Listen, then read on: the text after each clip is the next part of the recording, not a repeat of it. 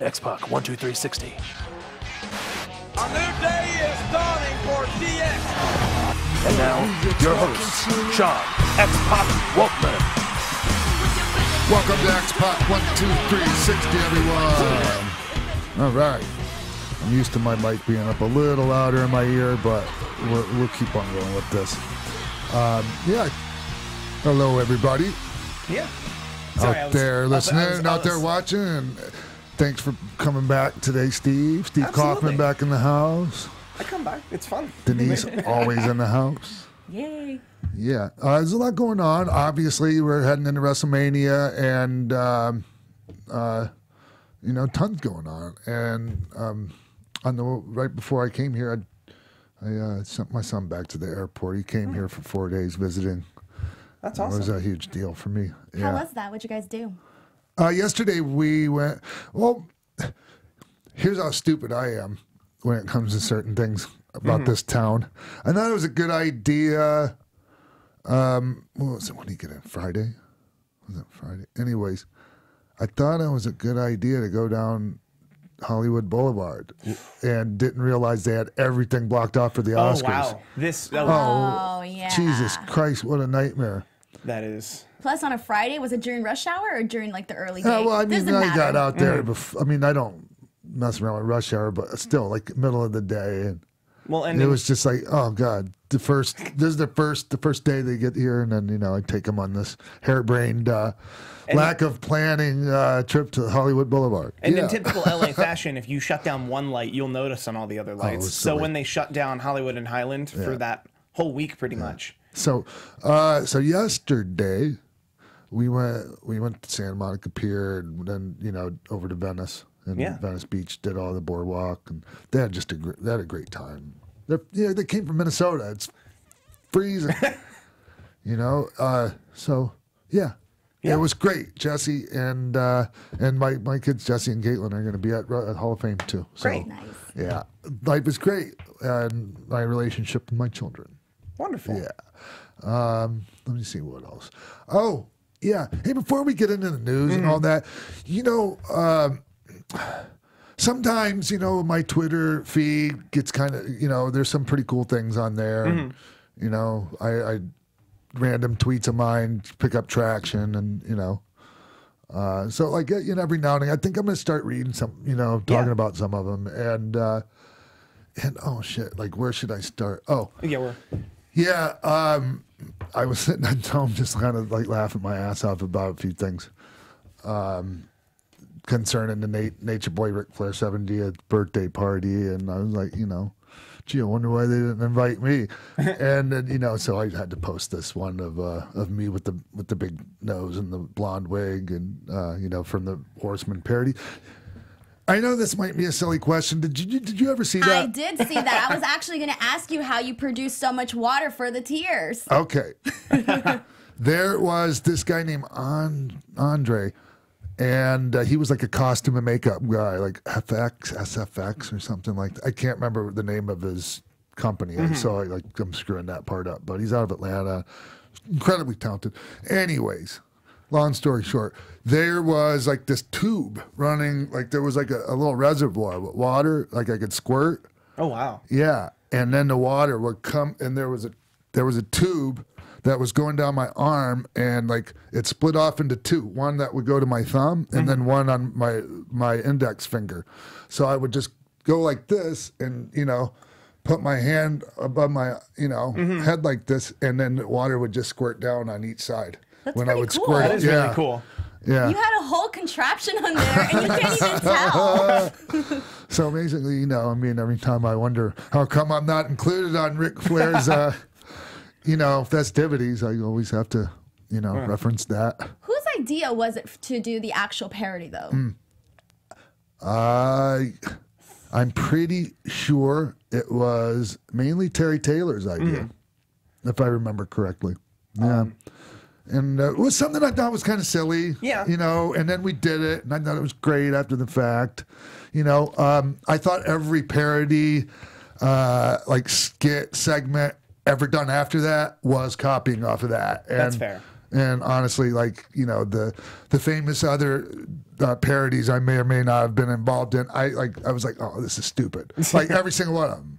Yeah. You know, like it was always to me a copy off of, you know, something we did in WCW.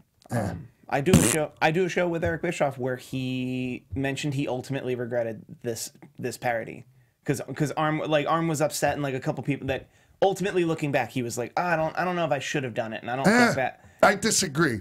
What I think should have been what I think is regretful is the Horsemen not getting their comeuppance. Yes. They never did that, because that thing was incredibly effective. Okay. That parody thing we did, I mean, people wanted to kill us in the Carolinas and all that, you know, Horseman country, and hated our guts. So it was. I mean, they changed the whole main event for War Games to NWO versus Horseman, and that's when Kurt Hennig came in and we slammed the door on Ric Flair's head, right? Yeah, like that should have been at least the start of them finally getting their paybacks on us. And really, they never got shit back on us. That was the whole problem with that. Well, because you hurt feelings aside, because get over it. Like, honestly. But I think for the business, I think Eric knew you were never going to dismantle the NWO at that time. You didn't have to. I know. You didn't have to dismantle us to give them a win, because we'd already given them a win, and at Slamboree with Scott, Keven, and I versus Kevin Green, Flair, and Piper. So it's not like we can't give them their win and still keep our heat. Fair. So after the parody was done and you went backstage, were you expecting any, like, was the reaction different from what you originally thought you were going to get? I mean, no, because I didn't even know what the reaction was going to be. And honestly, we didn't really think or care at the time. We were just trying to do something good. Like, okay, because when you're given something like that to do, like if it's not funny, oh my God. When you're like doing something that's supposed to be funny, like especially in wrestling, and it falls short, it is the worst shit ever. So, you know, we were just concerned with making this thing entertaining. Yeah. You know, and it was. And it worked. Yeah. And it also must, as a wrestler, you're trained to make things entertaining in the ring, but to be given a sketch or a skit that isn't primarily a wrestling match, wrote which is that. your, that's all our verb. No, there's no one going, here's some lines for you. Oh, fair, but I'm saying it's not a match in the ring. Like you're professionals trained to do a match in the ring. Yeah. So to do anything outside of that and then for it to fall short probably hurts a little more. Really, man, if we just done a match, that's where. Yep. The last thing you want to do is feel bad for branching out. Yeah. And you had another tweet that you put out again surrounding Ric Flair. Do you want to talk about that one? Well, I came across this picture and I just was like, oh, this picture reminds me of, you know, the first time I got fired in WCW. Because people only think of, you know, oh, you got fired by FedEx, and, you know, while he was sitting at home and that whole thing, you know, and I forwarded that narrative, and, you know, I mean, Eric has his version, and most of our versions are pretty, like, him and Eric and my version are pretty similar. Yeah, definitely in the same ballpark. Oh, yeah, yeah. So, yeah, no, all right. Just to give a little backstory on this. This tweet is, you know, Eric fired and rehired me the same night for pulling Rick's trunks down and showing his ass on TV. I was already on the shit list for using profanity picked up live on Nitro a few weeks earlier. So, a few weeks earlier, Scott and I wrestled. We had a match on Nitro live with Harlem Heat. And it was from, what do they call it, Amway Arena now in Orlando? Yes. Well, it was Orlando. And I have zero excuses for this. It was really stupid. And I was just like out of my mind sometimes out there. I spin kicked Booker, took his head off with a spin kick, looked over at, I mean, I was about 2 feet from him anyways, and started crotch chopping Stevie Ray on the outside of the ring and said, "Suck my D, mother effer." So loud, like everyone in the building heard it. Yeah. And obviously, like, they missed 1 million shots every Nitro. And of all the shots, to not miss, that's the one they didn't miss. So, yeah, I got back from the ring, and it was a good match. I got back from the ring, and Eric was like, good match. And he had this look on his face, and he said the word, suck my mother effer. And I went, oh, because I'd forgot, like, that happened. And then I kind of gave him some bullshit excuse, like, oh, I was caught up in the moment. No excuse. Zero excuse. And Eric took heat for that, from his higher ups. So, anyways, like the next week, they had this talent meeting that everyone was supposed to show up early for, and you know, it was all like mainly, you know, the meeting. The subject matter was around my, you know. That's the my worst. colorful language. When you know it's about you. And the best part of that whole thing is I even showed up late to the meeting. I missed the meeting. Oh my God. So then, you know, fast forward to a couple of weeks later, I pull Ric's pants down. Like, it wasn't even a big deal. Honestly, Ric Flair's ass has been shown a million times. But it was just you know, a moment, and Eric was already, you know, got a lot of shit about, you know, from standard practices. So it was just a moment. I got back. I didn't even think twice about pulling him down like that. I got back, and Eric said, you're in breach of contract. And I was like, I kind of was like, huh? He goes, in breach of contract. And then he explained to me the, you know, the whole thing with showing Ric's ass. And, you know, I got pretty mad and upset about it. And honestly, like, I think at the time, like I deflected some of that on Ric. Like, I got mad at Ric about it. Like, it was Ric's fault somehow that mind you know, I'm sure he left his trunks undone just for the occasion, but still, to blame Ric Flair for me pulling his pants down, come on. Did you have any heat from Flair himself for that, or no? No heat from that. No more. I mean, there was already tension there, big time, between Ric and I. You know, for couple reasons, and I had been pretty disrespectful to him, you know, in my quest for, you know, taking what I felt like you know, because I mean, if you wait for somebody higher up than you on the card to go, oh, okay, we're ready to bring you up here, and it ain't ever gonna fucking happen. So I had to go out there and, right or wrong, my tactics, the things I did, disrespectful. Sometimes very much so, like I did what I felt like I had to do. It was that's like dog eat dog shit. We're not dog shit, but dog eat dog. You know, like, this is a really tough business. Much tougher back then. And professional and personal always. There's always a thin line in something like that where it's very competitive. That personally, I'm sure he may not, like, you guys probably had no actual problems, but professional bled so closely. Oh yeah, and I just called him out on some things. Like, and you know, other guys in the dressing room stirred me up. You know, that had heat with him, that didn't like Ric, so they were like in my ear, and, you know, getting a big kick out of it. And so yeah, you know, and I was more than happy to, you know, entertain everybody. So how long between you got fired and then rehired? What was that time period of you being fired and then being rehired? Well, funny thing about that is I was supposed to have a match like 20 minutes later with DDP and put him over.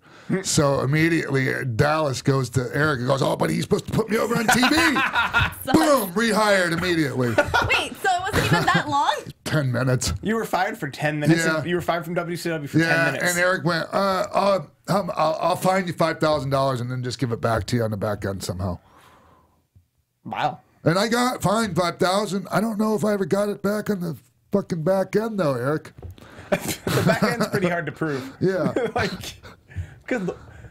That is fascinating. Yeah. So that was the first time you were fired from WCW, like, technically, you know, I mean, it makes a good story for me. No, anyways, the boss man said, you're in breach of contract, I'm firing you. Yeah, that's fired. Yeah, you were fired. Yeah. Whether that was 30 seconds or 30 years, exactly. that's fired. Yeah, it's like if you get put in handcuffs, you are under arrest. Yeah, like that's a really good story. Yeah, not bad. That's why I thought I'd share it. Yeah. Yeah. And it's on brand with Ric Flair's 70th birthday. Yeah. So you had one more tweet you actually wanted to talk about. Well, yeah, because it was from like somebody, I can't remember who was like a GIF. What do you call them? GIF? GIF? I don't know. There's a debate. Yeah. Well, it's of me, in my $10,000 challenge match, my rematch with Razor. It's like I take a choke slam. Yeah. And it's a and watch the ring. The ring won't give it all. That was the first time I was knocked out in that match. The second time's when I fell on my face from the top rope to the floor. Yeah, so it's like my quote of this was like, just look how look how unforgiving this ring was. Yeah, unforgiving the ring is. And oh my God, did I get some responses from that? Well, because even Josh Barnett was like, God damn, Sean, that's insane. Because the parlance was the ring was that hard until Vince McMahon started working it. Yeah. And then it suddenly magically wasn't. Yeah, and so that goes, sorry, my throat's a little froggy. That goes to, after when I was fired the second time, and, JR was doing the negotiating, like the big selling point, because I got, like, they lowballed me on the downside. And they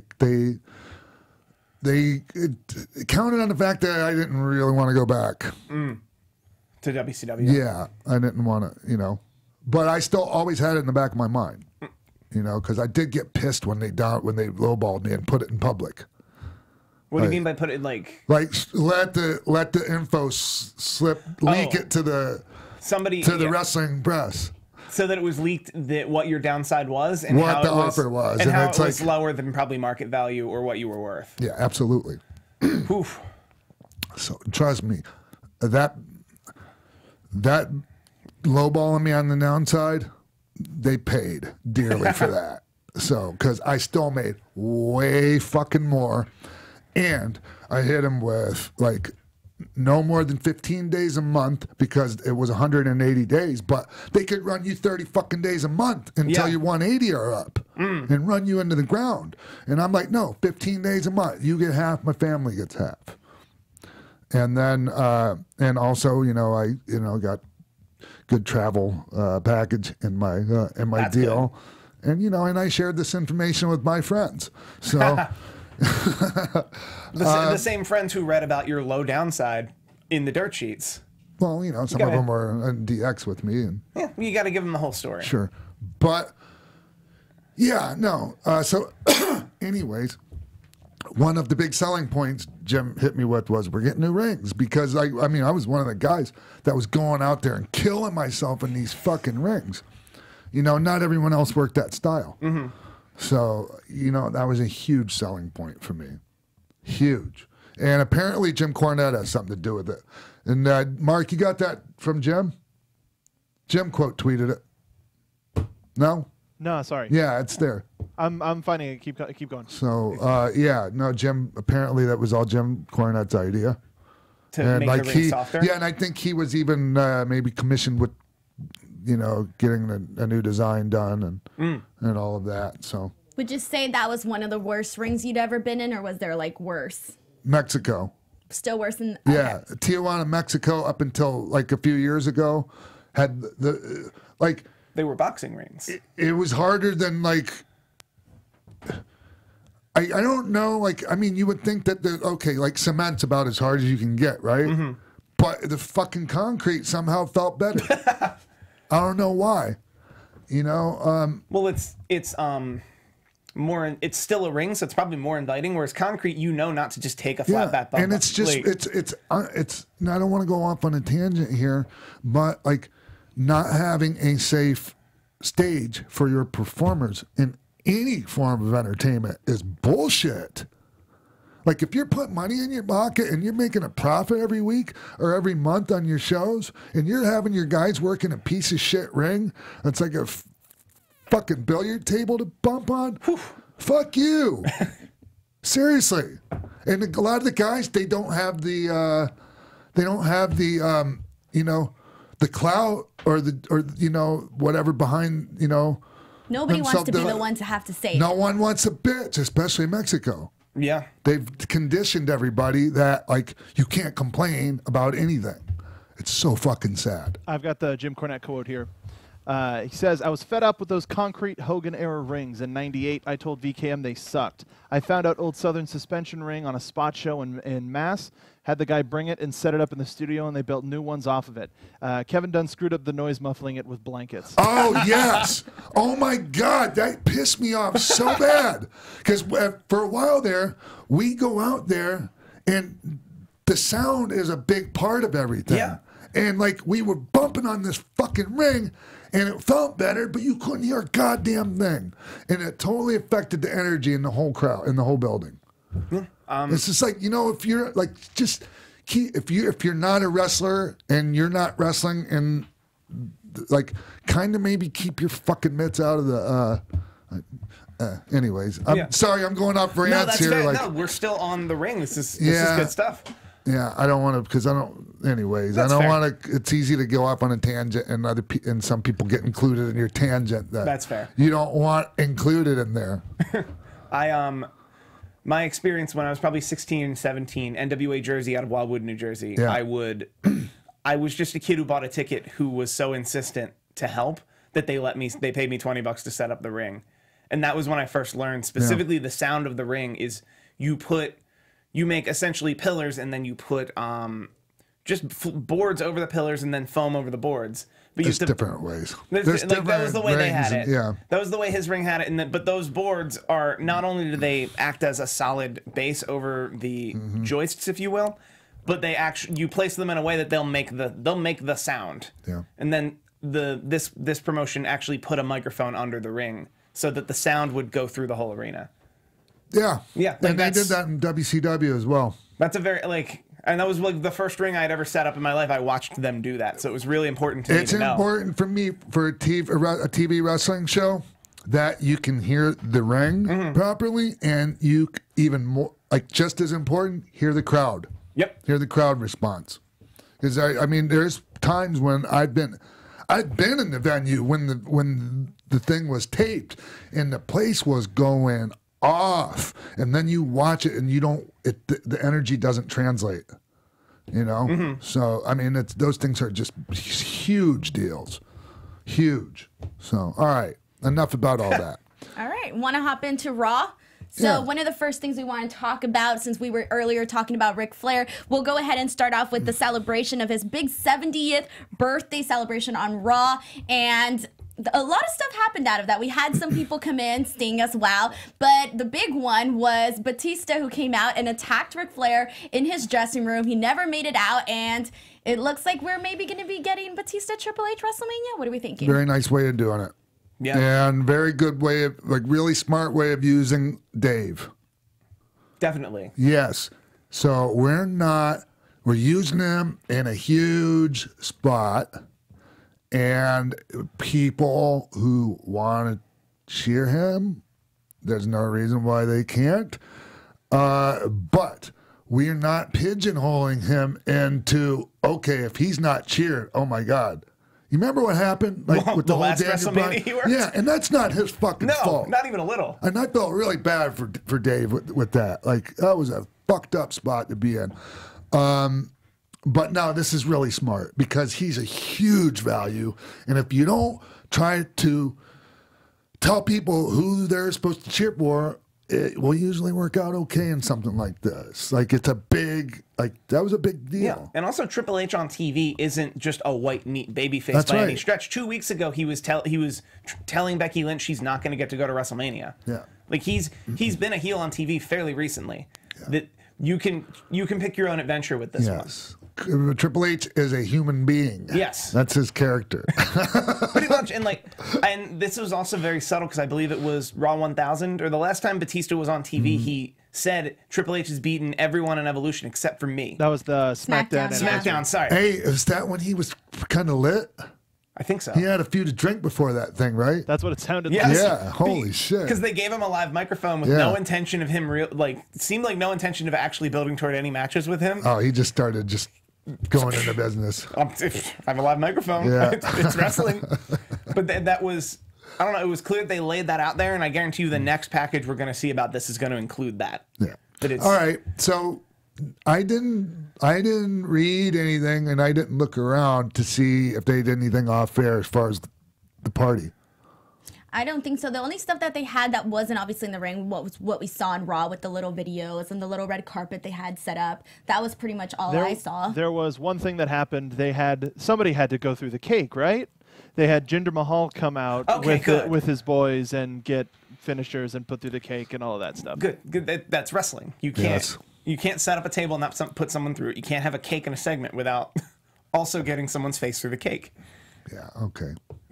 But I'm happy that happened. Also, I'm happy that you have Ricky Steamboat, the entire roster on the stage, and Sting and Shawn Michaels all in the ring for a Ric Flair birthday party that Ric Flair doesn't show up to. You have to do something. You set a table for that live crowd. You have to do something. No, and it's also perfect timing for Batista because obviously WrestleMania, start of April. Guardians of the Galaxy is going to come out the end of April. So perfect timing for all of that. And I kind of hope that the way that they do this whole Triple H Batista thing is kind of like see it more as a serious thing where Batista could really be like, you know what, you haven't called me back for this. You didn't do it's this. It's like a personal beef. Like, okay, like there's no like total good guy, total bad. Like, imagine that. It's kind of like in real life. Like, Nice. Have you ever, if somebody tells you, okay, you know, this relationship, so and so is 100% the bad guy, and this person's 100% the good. It's never like that. Like maybe once in a great while, but you know, generally speaking, no fucking way, no way. There's always shades of gray in relationships. My relationships were like, you know, like no matter what, like I was at least responsible for some fucked up shit. Yeah. You know, some more than others, depending on the relationship. So, So, you know, I like this type of thing, and it lets people do their own thinking. You know, not like maybe some people want to have the thinking done for them. I don't know. Like, okay, you know, boo this person, cheer this person. It's all nice and simple and everything's laid out. But, you know, I like shit like this. Yeah, we were talking about that because this kind of reminds me of shades of like, you know, we had the whole Johnny Impact, Austin Aries, Hiroshi Tanahashi, Kenny Omega. They all kind of had, or Kenny and Jericho, they all kind of had that little serious, like, you know, outside of just what you're seeing on TV, you know, a little bit extra. So I feel like this is what that's aiming at, and I think that's what, you know, the people want to see. Yeah. Or they're at least be interested in. Yeah. Also, I'm gonna save you from the comments, Denise. You meant Avengers. You said Oh, Guardians. did I say Avengers? No, Sorry. You said Guardians of the Galaxy 3, which is on hold for a bunch of reasons. Sorry. Dave Batista is a part of the MCU, so he may be involved in Avengers Endgame. Thank you for correcting No me worries. on that. I'm saving you from the comments. No worries. I just know I get dragged to see the movies. I still like them, though. Yeah. All right. All right. Moving on, we're going to go ahead and talk about the start of Monday Night Raw, which was actually most lovely moment, I guess.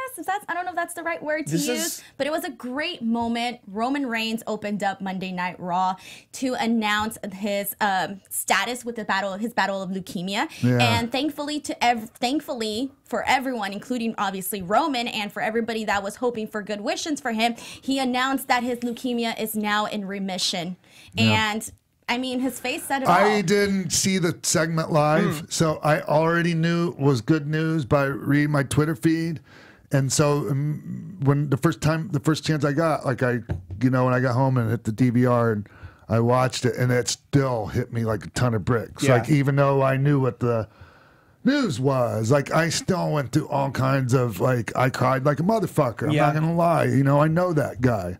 I was one of the guys that, like, you know, early in his FC, I was one of the guys that went, he's your guy. And, you know, I got a lot of heat for that over the years at different times. But, you know, and you know, he's so loved by the rest of that crew. He is the leader of that locker room. And he does a damn good job of it, too, when he's around. And damn, it just felt so good, right? Yeah. And look, you know, there were some criticisms concerning just announcing that he had an announcement, and I couldn't disagree more with the criticisms. And I, like, Shane Helms, he pushed back on some of that, and I don't want to get all up into that, but like I agreed 100% with Shane on that, and it turns out he was right in my opinion. Well, and also I just wanted to say, like, for all those people out there going, he still has his hair, it's this bullshit. Fuck off.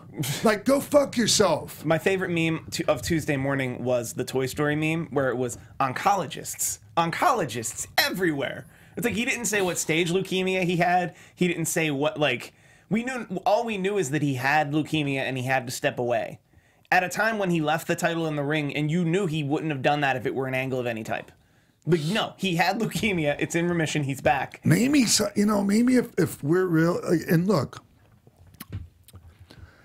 I am, and I have been at times, a buyer into all kinds of fucking conspiracy theories at different times in my life. This is gotta be the dumbest fucking one I've ever heard in my entire life.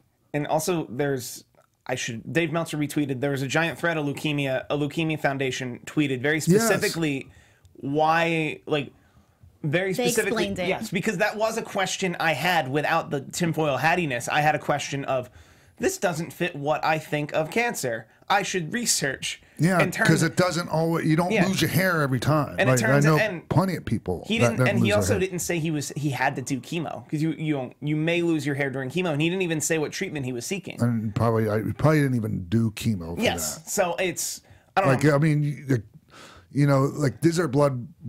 Yeah, these are cancer of the bloodborne blood. cancer. Yeah. So chemo may not be the best route. We don't know anything about his status. We're very fortunate he told us at all, because he lived his whole life, presumably his whole adult life, without telling us. Yeah. So this was something he kind of had to tell us. And I'm going, go fuck yourself, fuck off. That's just me being, I don't know, bellicose or whatever. No, I'm just kind of, But there's a But come on, you guys, in all seriousness, take away all the, fuck off and all that. But come on, can we?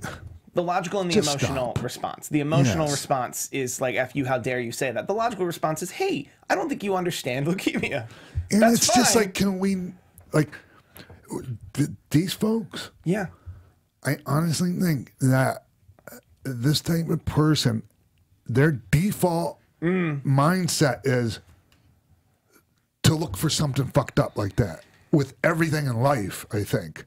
Everything. WWE didn't do themselves any favors by announcing he's going to make an announcement, and then the second the promo's over, they're sending out blasts where you can buy a shirt specifically, plus the Baron Corbin interview. And the Baron Corbin, they didn't do themselves some favors with these folks by immediately merchandising the announcement, but so they did, and they're allowed to do that. Exactly. And also on the same coin, that shirt is awesome. Yes. And also, it's really cool. And so for the people going, this is a ratings ploy.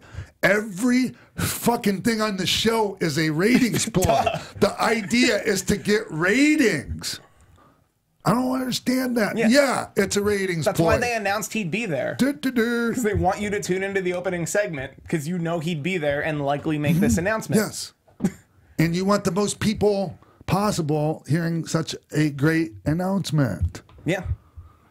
All right. All right. Do we want to add anything else? It's looking, he did have a segment later on afterwards where him and Seth came out to save Dean Ambrose from an attack from Drew McIntyre, Baron Corbin, Bobby Lashley, and Elias. So it's looking like maybe, who knows, maybe they might do like a 6-man sort of thing at WrestleMania. I don't know. At Fastlane, because Fastlane, excuse me. Seth's got Brock at Mania.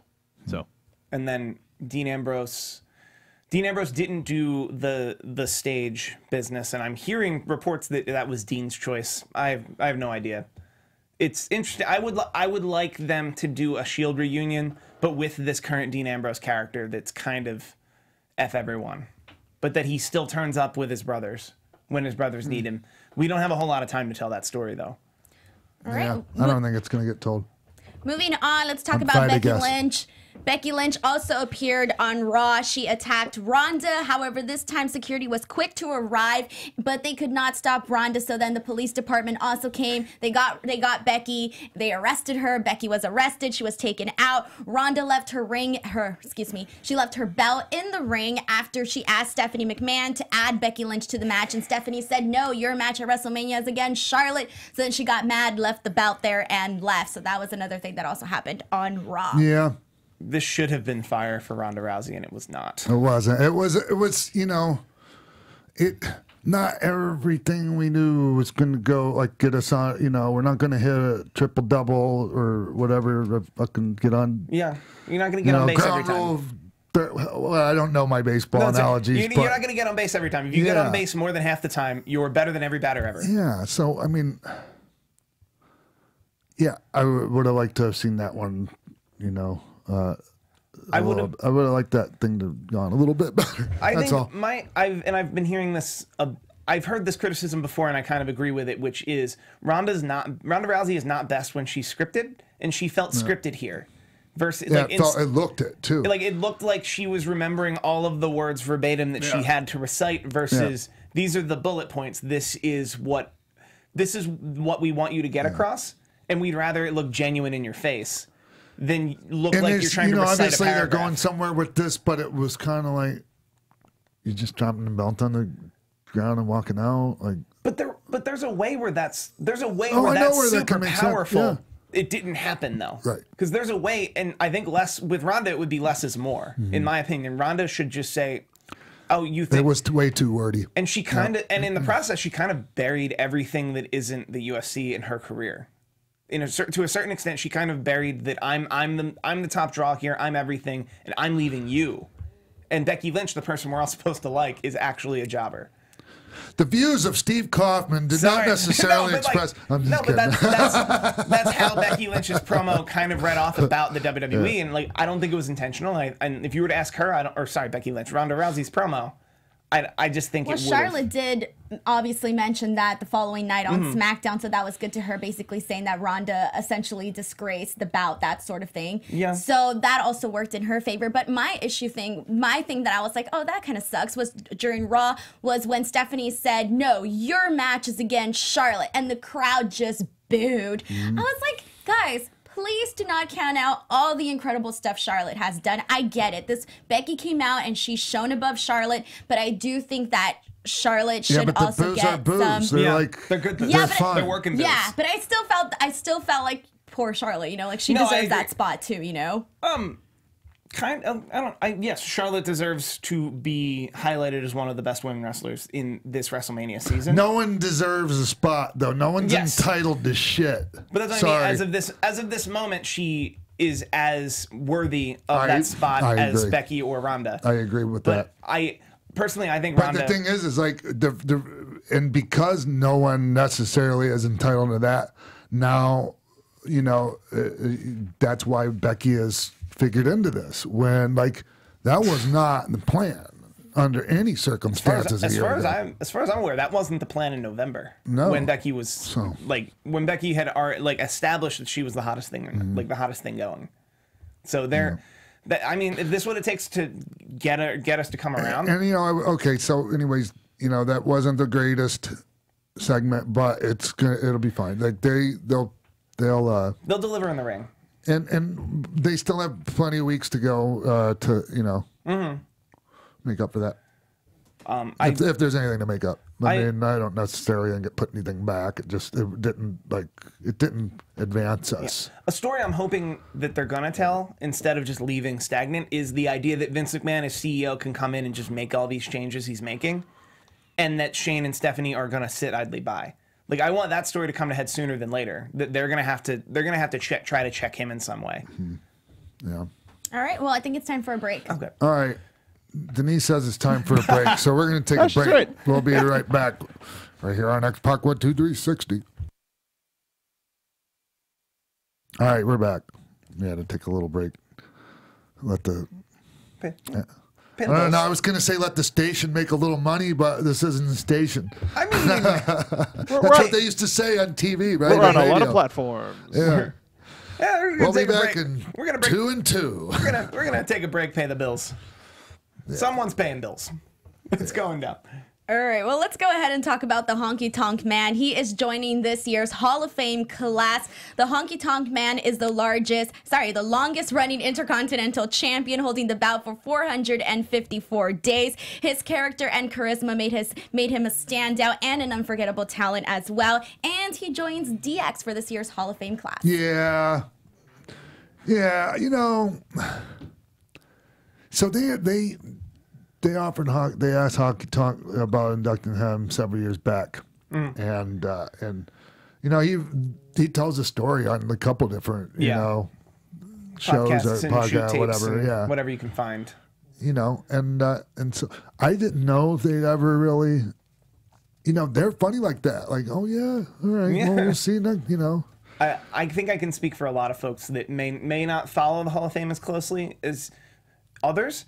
That I was shocked to hear he was not already in the Hall of Fame. That's how I You felt just thought, too. like, oh yeah, that would have been. I just thought that happened one of those years I wasn't paying close attention. Because it's it's like a given, right? It's like, come on, Honky Tonk Man. He was such a huge part of that particular era. Absolutely. Of wrestling, and you know, I wasn't a big fan of that style. Like I was more the Bret Hart fan, right? And those type of guys, you know, the technical stuff. You're a bigger fan of the technical wrestling style. I was a wrestler. I was just coming up, and I was like fancying myself a wrestler.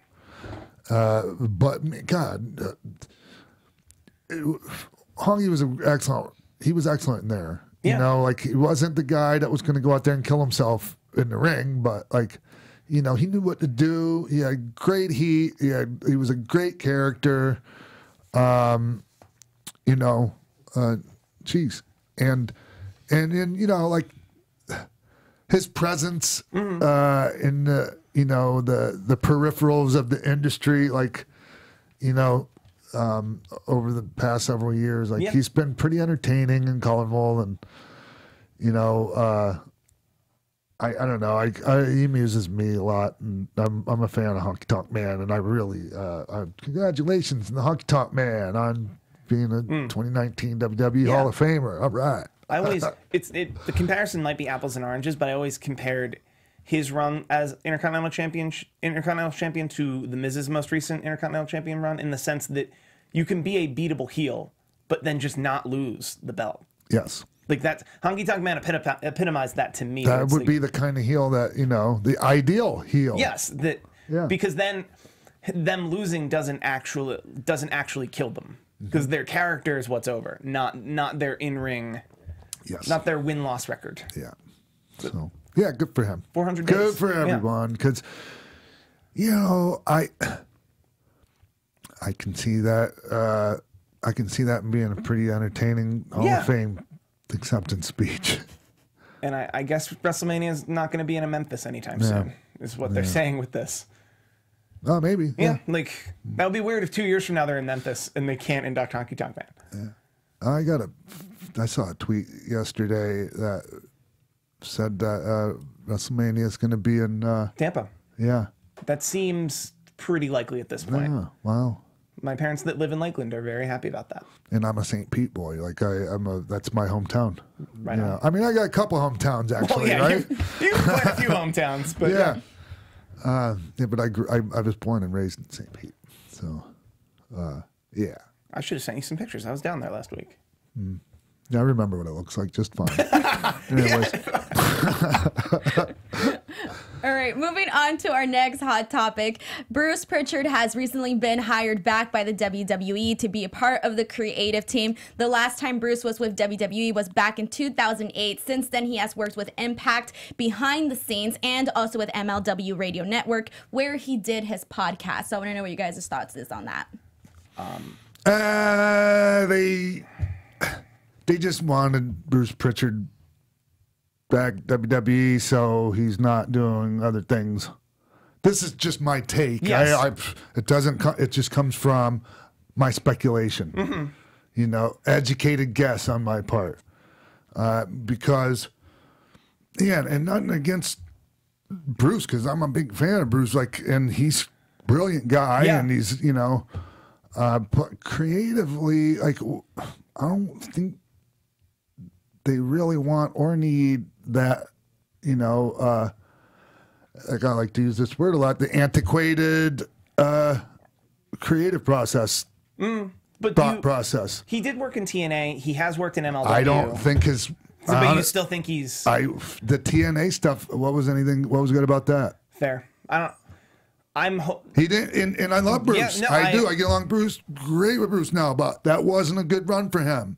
And the talent didn't get over too well with the boys either. Yeah, wasn't very nice to some people. And I down think there. Also, I'm hearing there's something to be said about Vince's relationship with everyone on the creative side. That maybe Vince wants someone he had, because Vince was very close with Bruce. That's very well documented. That maybe Vince wants that person back, and that creative to otherwise stay the same. If only, I don't know. And I'm not saying I just think it's more like, okay, all right, Conrad, you want to dabble around with the Undertaker, with the Dead Man? We'll take that, and we'll put him right over here. I won't take that. You can have an Undertaker, and won't take us at Brother Love. That's a lot of spite. If that's the case. It's not spite. It's just like it's not spite. It's just like, okay, let's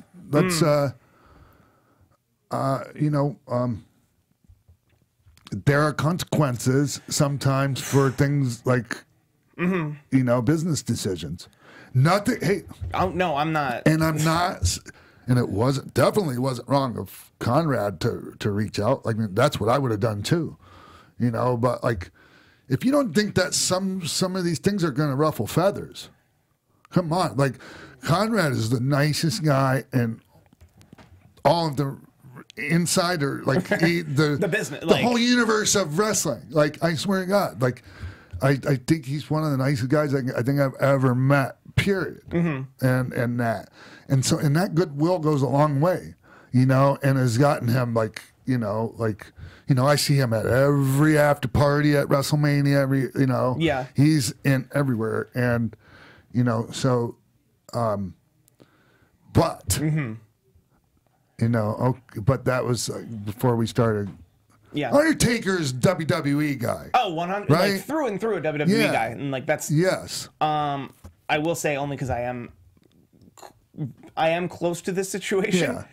I have very little new information other than what everyone else has publicly. Other than I spoke with Eric Bischoff on After 83 Weeks, which will be 5 p.m. Pacific today on YouTube.com/83weeks, and we asked him about this specifically, and his answer led me to believe that Conrad was uninformed about this switch until Saturday, or at least it didn't sink into him on Saturday. But Eric led me to believe that the show is probably over. The show, as we understand it, is probably done, and that Conrad didn't know about it until Saturday when the rest of us found out about it. Take with that what you may. That may not be the real story. Or it might be. That more and more that feels like the story. Yeah. I obviously have a lot to work out. Once they figure out what the future of that show looks like, I then have to have those conversations. And hey, look, I'm making, I'm like spewing all these speculations, and it's all just speculating because, even though I know everybody, I don't get on the phone and go, oh, tell me the scoop. Like, I don't want to be like, and then, especially and then I come on the show, and maybe I heard it from someone else as well, and then I come on the show and say it, and then my friend goes, hey man, what the fuck? But you're speculating from your position. That's what you think it is. I don't know. It'll certainly be interesting. Bruce is a great asset. Yes, I definitely don't mean like that, but I'm just saying as a creative team guy, I just don't see it in 2019. Well, I could be fucking wrong, though. I wanted to add, since you said about the whole thing of speculations, it's funny because I've been listening to different people's opinions, different people's thoughts, and the ones I'd been hearing was like, oh, maybe Vince wants a yes man, or maybe, oh, they're going maybe like a step backwards and trying to go back to what was good in the past, that sort of thing. So yours was the first one that I heard that was a little bit different. So I thought that was interesting because I originally also thought that, maybe it's sort of interesting that they're going with his approach approach, just mainly because it's been somewhat known that he doesn't follow modern product. Yeah. So with having different people on your staff, you know, like they have Sanjay Dutt, they have Abyss, they have Jeff Jarrett, who recently got hired as well. It's a little bit interesting that maybe they didn't go with someone that has more of a modern take on things. Well, it's also okay. You know, the Bruce would be an asset to the competition. Yeah. You know, like AEW, like if they have a really good TV deal, like just having Bruce involved, and like I said, like I mean, he's a brilliant guy, you know, and he's also a pretty good on-air character too. You know, I say pretty good. He's a really good one. But then that's what you mean by an asset, that he's someone, he's creative, he has a good relationship with Vince McMahon. If you need to throw him on camera and get someone over, he can do that. Yeah, so maybe, okay, he's just being brought on as a member of creative is like, okay, that's technically the department, but it's more of like a man that will maybe wear many hats. Also, something else to wrestle with on the WWE Network. Conrad has specifically gone out of his way to say, obviously not recently, that season 2 is yet to be canceled. Like there was still talk of a season 2. That they might see that as a package deal. If you get a creative guy, you get a guy who has a good relationship with Vince, you get a guy who you could put on camera, and you also get a property for the network. Like they could see that as one big deal. So I'm really happy for him taking a gig, and he wouldn't take this gig if he didn't think it would make him happier than he was, because I think it's pretty. You can see from the outside looking in, he does very well with that podcast. Yeah, so if he's taking a job at creative, it's not because it's paying him more than that. He makes plenty on that podcast. He obviously really, really still has a passion to actually do stuff in the business. Yeah, and when when you don't leave on your own terms, it's kind of like, hey, God damn it, you know? Yeah, he got a chance. No, I'm supposed to be there. You know, but he has a chance. And there's just this feeling, and Bruce is deep down, like I mean, all those years he spent there, like you are a WWE guy, like I mean, he bleeds it. So I mean, I get it. As someone who sees the comments, it's important. You want to be part of the family. As someone who sees the comments, I've been there. Yeah. I've been the guy. You know, most of his commenters claim he's a shameless shill for the WWE, even when he didn't work there. So kinda, yeah, but that. He's not it's not a shill if that's how you feel. He's not a shill if that's how you feel. That exact shill. That's it's just I don't like that. That's not the right word. Well, that's what the commenters are claiming. When in reality, he really feels a shill is just saying shit that is not true to me, because in their mind that's what they think he's doing. When in reality, no, I think he actually and I think it's been relatively reported that he's been a consultant with them since January. So this transition may feel sudden from the outside, but if that's true, he's slowly been working his way in for the last couple months. But yeah, I also wouldn't put it past them to induct Bruce into the Hall of Fame. That would be fun. Yeah. So I mean, I could see that being an announcement. I could even see it happening this year. We'll be there. So, all right. Next. All right. Our last point of topic today is on SmackDown. During a contract signing between Kofi Kingston and Daniel Bryan, Vince interrupted and announced that Daniel's new opponent at Fastlane would be Kevin Owens. And ta-da, Kevin Owens is back. Great news.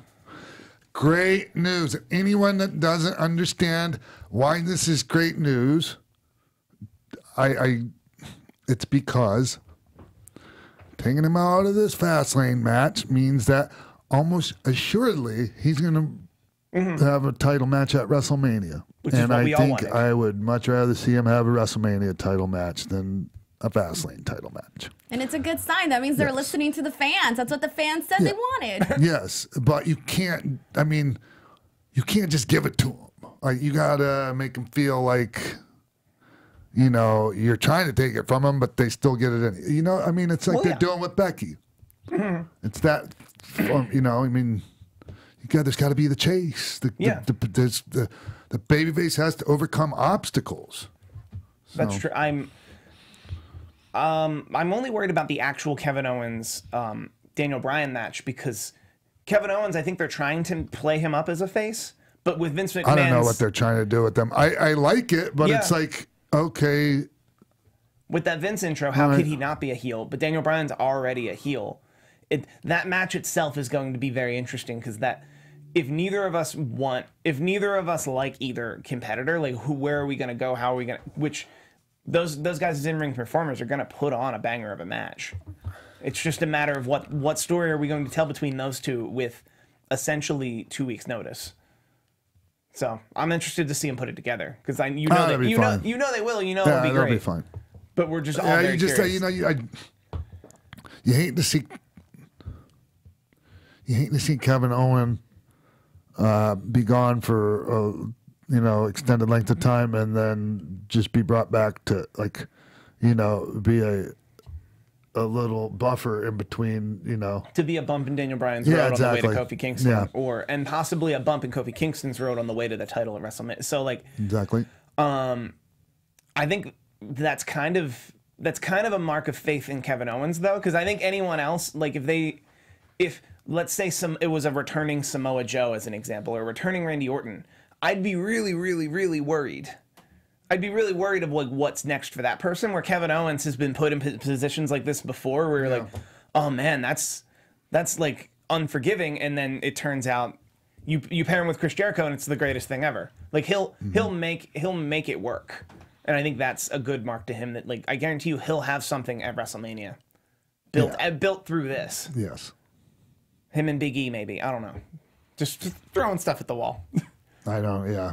I haven't really thought about it. Yeah, but Kevin Owens will have something really cool to do at WrestleMania. Yeah, and I wonder if Sami Zayn will come back and have something. I heard he's ready to come back I've also read that he's ready, and maybe that's the finish to the Fastlane match, is that Sami Zayn comes back and we reignite the ever-ending feud that is Sami Zayn Kevin Owens. And then that's a pretty easy build to WrestleMania, which is only, I think, 3 weeks or 4 weeks from Fastlane. Maybe Sammy. I was thinking, the Sammy fits in nice, with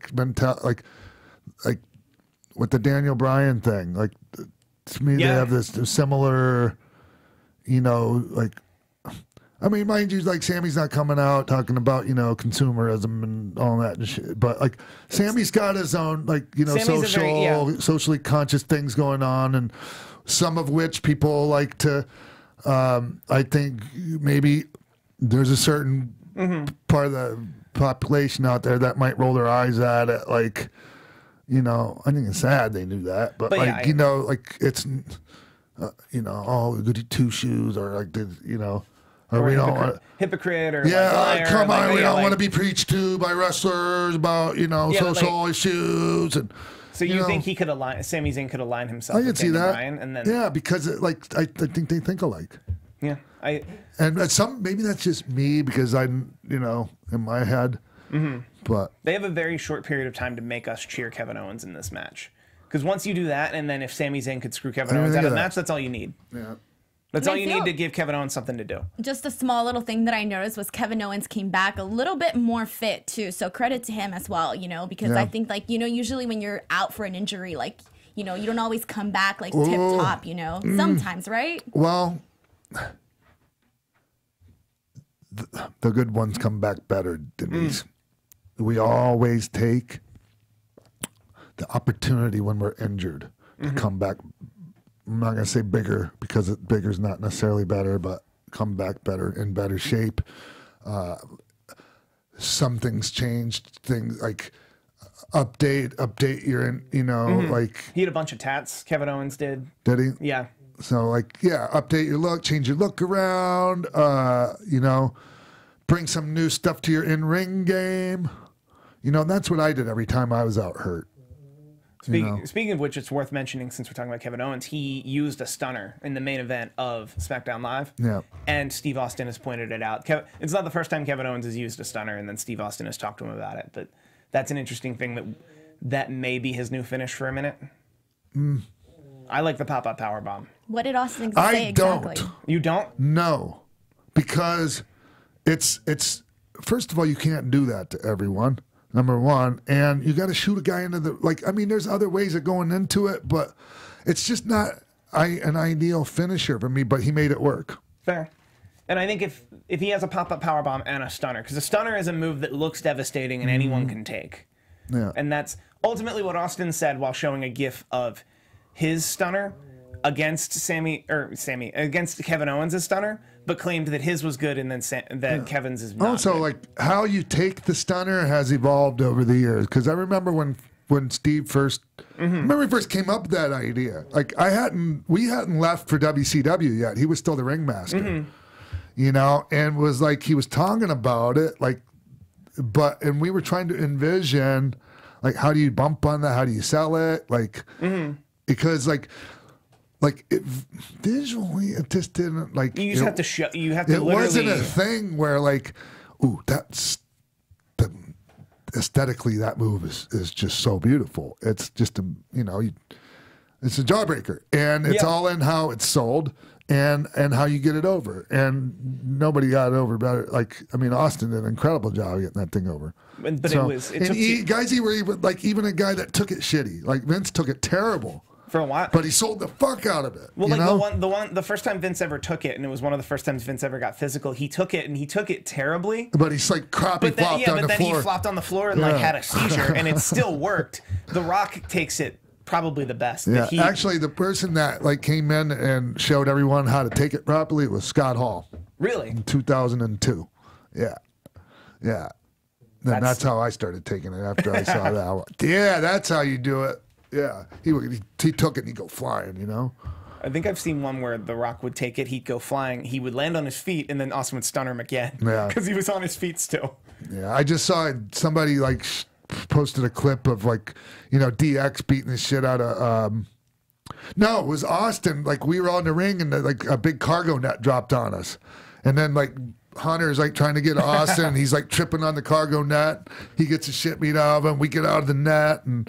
You know, Kane comes out, and, you know, I take a stunner from Austin. I bounce right off of the stunner into a choke slam, and it was just crazy. That's so cool. Yeah, and Rock comes out, and Rock is rock bottom and everyone. It was insane. We had a good time back then. Yeah. All right, well, that's pretty much all we have to talk about for today. Did you want to add anything else, or we're good? No, I guess that's it for now. That's it for now, I guess. I mean, anything y'all want to add? No, I think we covered it all. Yeah, covered what do you the have moment going in on? wrestling, yeah. Who meets today? Oh, well, a lot of Taylor Swift news, but that's like so like not wrestling related. Yeah, that's why I'm all like not wearing a matching outfit. You want to talk about projects you have going on? Well, I'm working on my YouTube channel, basically still growing that, you know, trying to get as many interviews as possible, have some exciting stuff lined up in the next few months. Your YouTube channel is? Oh, it is youtube.com/Denise Salcedo. I almost forgot my own YouTube channel. I was like, what?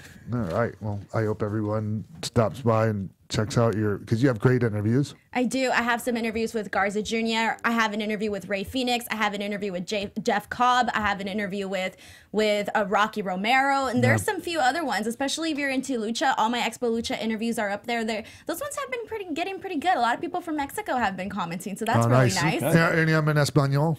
They comment all in Spanish. No, are any of your interviews? Yeah, more than half of them. There's like 4 English ones, and the rest are in Spanish. Oh yeah, that's good. Steve, what's going on with you, man? You can find me on Twitter almost exclusively at Steve Kaufman. It's KAUFMANN.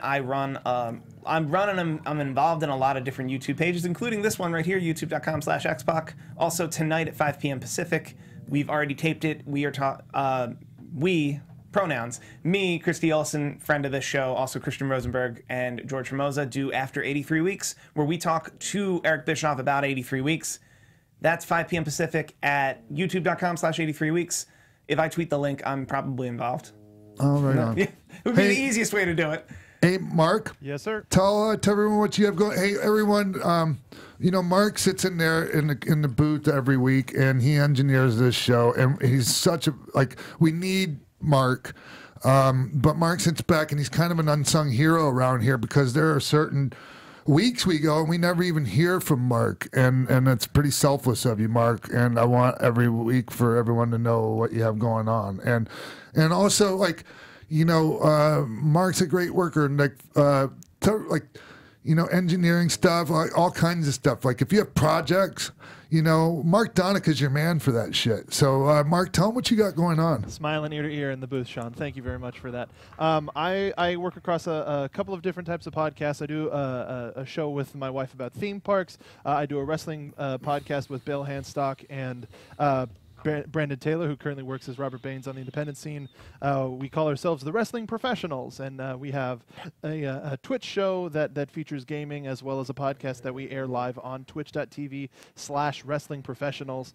And it's been a lot of fun getting a chance to work with those. I've been working those guys for 3-4 years at this point, and I've got a bunch of other stuff in the works that I can't necessarily talk about, but it's a lot of stuff in the world of new media and scripted and things like that. It's been an absolute. I'm not. This isn't like a goodbye speech or anything. I just wanted to say it's been an absolute pleasure working on the show, Sean. And sometimes, you're awesome. As a producer and as somebody who works on this show, sometimes you don't need my input. Like sometimes the conversation is going so well that me going, "Hey, let's keep talking about this for 5 more minutes," doesn't really make sense. But I'd like to offer my opinion when I can. Yeah. So like everyone that's doing some kind of, like all the wrestling promoters out there and all the promotions that have their own TV shows and all that, like, Mark's a great guy to, especially if you're coming out here, like any of the promotions that have shows like all around, like, I mean, definitely you guys should be hiring Mark Donica. Thanks for my new resume, Sean. I appreciate it. Yeah. So, and the same goes with Denise and Steve here. And Jimbo, he's all set, I think. If you have a thing, you should still call him. See if he can do it. So, and for me, excuse me, real quick, I usually have an agent handle most of my stuff and that, but there are some independent promotions out there that I know, and promoters I know, like that. I just real quick, just if you want to reach out to me about and this is strictly for indie promoters, not like if you're doing a convention or anything like that. This is strictly for me to the really good indie promoters out there and the ones that I know. Like, hit me up directly at SeanWaltman123@yahoo.com, and if I could try to figure out how to do something, work with you guys, I'd definitely love to try to do something this year. Like, I want to kind of do, you want to make a few, because I might have some stuff going on here. Like, who knows? Yeah, who knows what the future brings? But I do definitely want to get out there and see, like, all the wrestling people that I love. Yeah. And, I don't know if I did a good job explaining that. No, I think you did. It sounds like you want to do more independent bookings than you have. Yeah, and a lot of them don't like to, deal with agents. Well, then that's fair. And I kind of like, agents help a lot when it comes to me, because I'm terrible at organizing shit. Like, so I mean that's the main reason why I have them. But you'd rather a promoter deal with you directly? Not necessarily. And then say yes. I'm just willing to do so. Okay. Actually, I'm not. I prefer they deal with my agent. But well, what you're saying is you would rather the promoter send you a date, get a yes or no from you. I'll tell you. Yeah, I can tell you what I need. I can tell you what my terms are myself. Yes, you can handle the broad strokes with the promoter face to face, make them feel like they actually talk to you and know that you're coming, and then they can deal with your agent. Yeah, and we still might not strike a deal, but you know what I mean. So. Yeah. All right. Well, enough rambling. I think we're gonna get out of here. Yeah. So I'm gonna do in a little bit. I'm gonna do Sam Roberts' podcast. That sounds exciting. Yeah. Well, I mean, it's always nice to talk to Sam. Love Sam. All right, everyone. I'm done rambling. See you right here next week from the beautiful AfterBuzz TV studios here in North Hollywood, California. From executive producers Maria Menounos, Keven Undergaro, Phil Svitek, Sean Waltman, producers Mark B. Donica, Jimbo Frank, and the entire X-Pac 12360 staff, we would like to thank you for tuning in. Like us on Facebook, rate and comment on iTunes and YouTube. Follow X-Pac on Twitter @TheRealXpac and email us at xpac12360show@gmail.com.